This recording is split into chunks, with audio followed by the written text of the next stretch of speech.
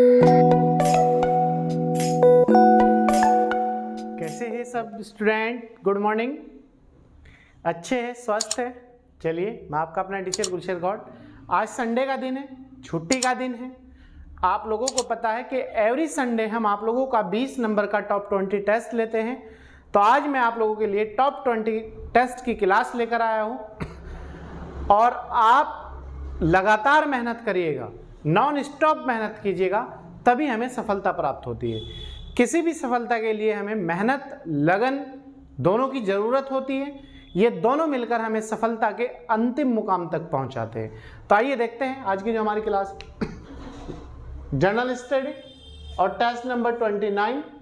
पहला क्वेश्चन है हमारा, बेरी रोग किस विटामिन की कमी से होता है? राइबोफ्लेविन, थायमिन, एस्कॉर्बिक या फिर कोई नहीं? बताइए, जो बेरी रोग होता है वो किस विटामिन की कमी से होता है? वो होता है आपका राइबोफ्लेविन की कमी से। राइबोफ्लेविन जो विटामिन है उसकी कमी से बेरी रोग होता है। क्वेश्चन नंबर 2, अंतर्राष्ट्रीय साक्षरता दिवस कब मनाया जाता है? 8 सितंबर, 8 मार्च, 8 मई, 8 जून? बताइए, अंतर्राष्ट्रीय साक्षरता डे कब मनाया जाता है? बताइए। वेरी गुड, सब बच्चे बताएं। यह मनाया जाता है आपका 8 सितंबर को। क्वेश्चन नंबर 3, किस विटामिन की कमी के कारण या विटामिन ए की कमी के कारण होता है? क्या अगर बॉडी में विटामिन ए की मात्रा कम हो जाए और विटामिन ए कम हो जाए तो उसके कारण कौन सा रोग हो जाता है? अंधापन, बहरापन, सूखा रोग या फिर कोई नहीं? None of these. इसमें हो जाता है विटामिन ए की कमी से अंधापन, व्यक्ति अंधा हो जाता है। क्वेश्चन नंबर 4, पीली क्रांति किससे संबंधित है? पीली क्रांति किससे संबंधित है? खाद्यान्न उत्पादन, तिलहन उत्पादन, दलहन उत्पादन या दुग्ध उत्पादन? बताइए। पीली क्रांति का जो संबंध है वो है आपका तिलहन उत्पादन। जो तेल है, चाहे वो सरसों का हो, सोयाबीन का हो, कहीं का भी हो, तिलहन उत्पादन से संबंधित है। श्वेत क्रांति दूध उत्पादन से है और हरित क्रांति खाद्यान्न उत्पादन से है। ठीक है। क्वेश्चन नंबर 5, इको मार्क का चिन्ह किस पर लागू होता है? जो इको मार्क है, ये जो चिन्ह दिया जाता है, ये किस लिए दिया जाता है? बिजली उपकरण के लिए, ऊनी वस्त्र के लिए, सभी प्रदूषण मुक्त पदार्थों पर। जो प्रदूषण के लड़ने की कैपेसिटी नहीं कर सकते, जो प्रदूषण रहित प्रोडक्ट होते हैं, जिन्हें प्रदूषण भी नहीं छूता, जो प्रदूषण को कोई हानि नहीं पहुंचाते, तो उन पदार्थों के लिए दिया जाता है इको मार्क। इको मार्क जो चिन्ह है वो प्रदूषण मुक्त पदार्थों के लिए दिया जाता है, प्रदूषण फ्री जो पदार्थ होते हैं। ठीक है। क्वेश्चन नंबर 6, हिंदू परंपरागत विश्वास के साथ विवाह क्या है? जो हिंदू परंपरा है उसमें विवाह को क्या माना जाता है, क्या विश्वास किया जाता है? संस्कार का, समझौता, औपचारिकता या फिर बंधन? बताइए, हिंदू परंपरागत विश्वास के साथ विवाह क्या है? विवाह जो है संस्कार माना गया है, एक संस्कार है अपने नाम में, जो एक अच्छा संस्कार है। ठीक है। क्वेश्चन नंबर 7, ISO 9000 आपको विश्वास दिलाता है इंटरनेशनल स्टैंडर्ड ऑर्गेनाइजेशन। ISO की फुल फॉर्म है इंटरनेशनल स्टैंडर्ड ऑर्गेनाइजेशन। तो ISO 9000 क्या विश्वास देता है जनता को?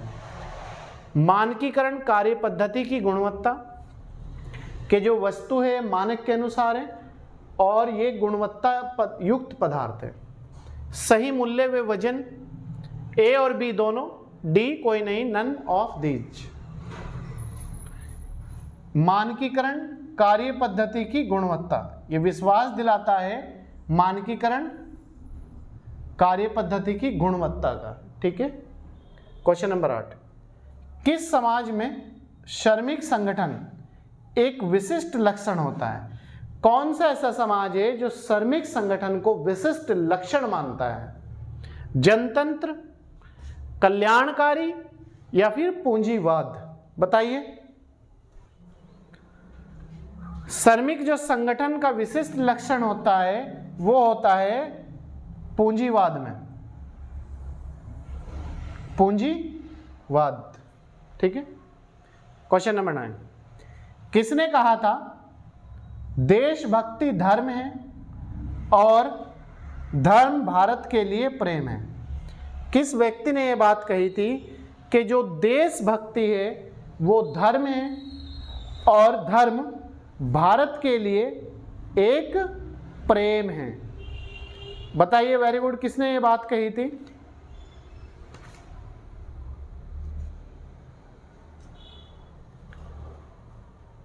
दयानंद सरस्वती, स्वामी विवेकानंद, आर टैगोर या फिर कोई नहीं, नन ऑफ दीज? बताइए। Very good.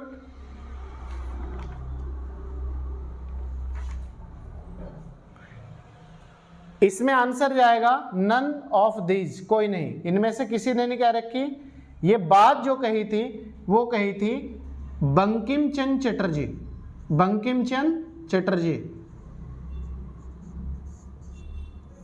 तो ये जो कथन है ये बंकिम चंद्र चटर्जी का कथन है। किसने? देशभक्ति धर्म है और धर्म भारत के लिए प्रेम है। तो ये बात बंकिम चंद्र चटर्जी ने कही थी।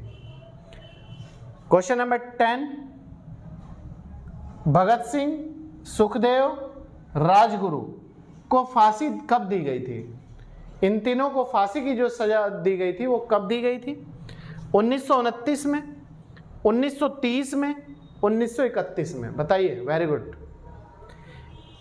इन तीनों को जो फांसी की सजा दी गई थी, भगत सिंह, सुखदेव, राजगुरु को 1931 में दी गई थी। ठीक है। 1931 में इन्हें फांसी की सजा दी गई थी। कांडला बंदरगाह कहां पर स्थित है? बंगाल की खाड़ी में, कच्छ की खाड़ी में, या फिर आपका खंबात की खाड़ी में, या फिर इनमें से कोई नहीं? तो आप याद रखेंगे जो कांडला बंदरगाह है वो कच्छ की खाड़ी में स्थित है। और कच्छ की खाड़ी कहां पर है? ये आपकी गुजरात में है। गुजरात। कहां पर है कच्छ की खाड़ी? गुजरात में। और गुजरात भारत का सबसे बड़ा समुद्री तट रेखा वाला राज्य है। और जो गुजरात है वो अरब सागर में स्थित है। और कांडला जो बंदरगाह है वो भारत का पश्चिमी तट पर स्थित बंदरगाह है। नेक्स्ट, गांधी जी की ग्राम स्वरोजगार की विचारधारा का प्रमुख उद्देश्य क्या था? जो गांधी जी ग्राम स्वरोजगार योजना लाए थे या जो उनकी विचारधारा थी वो चाहते थे ग्राम स्वरोजगार, गांव तक का रोजगार, गांव के अंतिम व्यक्ति तक हर योजना की पहुंच हो, गांव का अंतिम व्यक्ति हर वस्तु से जुड़े और वो सरकार तक भी अपनी बात पहुंचाने का एक माध्यम हो। तो ग्राम स्वरोजगार योजना की जो विचारधारा थी उसका उद्देश्य क्या था? सर्वोदय, अंत्योदय या फिर भाग्योदय? ग्राम स्वरोजगार का जो उद्देश्य था वो था सर्वोदय। सर्वोदय मतलब सबका उदय। क्वेश्चन नंबर 13, सल्तनत काल में फवाजिल शब्द का अर्थ क्या था? जो फवाजिल शब्द था सल्तनत काल में उसका अर्थ क्या होता था? एक सैनिक ओहदा मतलब एक सैनिक पद, राज्य को प्रेषित अधिवेश राजस्व, सी एक परगने का मुखिया, डी कोई नहीं, नन ऑफ दीज। तो बताइए फवाजिल जो शब्द है इसका प्रयोग सल्तनत काल के राजाओं ने किया था। और सल्तनत काल में ये जो होता था फवाजिल, ये होता था राज्य को प्रेषित अधिशेष राजस्व, राज्य को प्रेषित अधिशेष राजस्व। क्वेश्चन नंबर 14, दिल्ली सल्तनत के किस शासक ने पहली बार फसलों को बदल बदल कर उगाने की पद्धति शुरू की थी? ए सिकंदर लोदी, अलाउद्दीन खिलजी, फिरोजशाह तुगलक, बताइए किसने? ये शुरुआत जो की थी वो की थी सिकंदर लोदी। जैसे आज खेती में नाइट्रोजन की पूर्ति के लिए एक साथ कई फसलों को उगाया जा रहा है और अलग अलग समय पर सरकार ये कह रही है कि अलग अलग समय पर अलग अलग फसलों को उगाया जाए ताकि खेती की उर्वरता बनी रहे और खेती अधिक पैदावार दे सके और खेती में जो पैदावार है उसकी जो वैल्यू है वो बेहतर रहे। इसके बाद क्वेश्चन नंबर 15, चालुक्य प्रशासन में गामुंड, जो गामुंड था वो कौन होता था? जो चालुक्य राजा थे, जो उनका शासन प्रशासन था, उसमें एक पद रखा गया था गामुंड। तो गामुंड का मतलब क्या होता था? ए ऑप्शन, ग्राम अधिकारी, सैनिक अधिकारी या फिर नगर अधिकारी। बताइए गामुंड का अर्थ क्या होता था? गामुंड का जो अर्थ होता था वो होता था ग्राम अधिकारी, गांव का अधिकारी। जैसा आज आपने देखा होगा वीडियो विलेज डेवलपमेंट ऑफिसर, ग्राम विकास अधिकारी, तो क्या है वो गांव में ही तो नियुक्त होते हैं आज, प्रधानों के उसके अंडर में काम करते हैं प्रधान, और वो प्रधानों का जो भी कार्य रहता है उसे देखरेख करता है। तो इसी तरीके से चालुक्य प्रशासन में जो गामुंड होता था वो आज का ग्राम विकास अधिकारी मान लो, ठीक है। नेक्स्ट, आज उसे वीडियो कहते हैं, विलेज डेवलपमेंट ऑफिसर। नेक्स्ट, 16 महाजनपदों के मध्य हुए संघर्ष में अवंती पर अंतिम विजय किसने प्राप्त की थी? जो अवंती था, अवंती की 2 राजधानी होती थी, उज्जैनी और महिषमुमती। तो 16 महाजनपद थे प्राचीन काल में, 6ठी शताब्दी ईसा पूर्व में, तो इनकी राजधानी होती थी।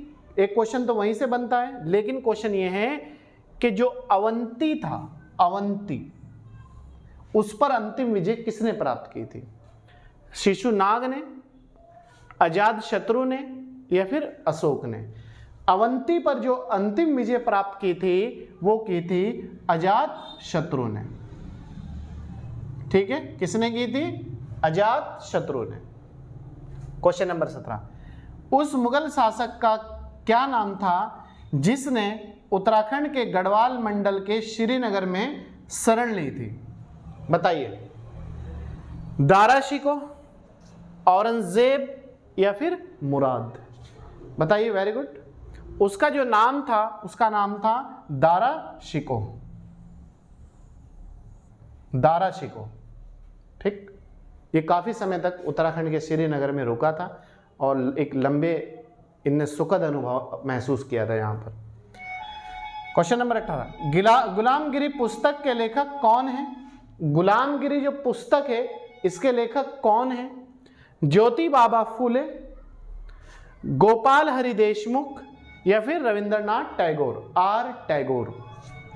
बताइए, गुलामगिरी पुस्तक के लेखक कौन है? ज्योति बाबा फूले, इसके जो लेखक है वो है ज्योति बाबा फूले।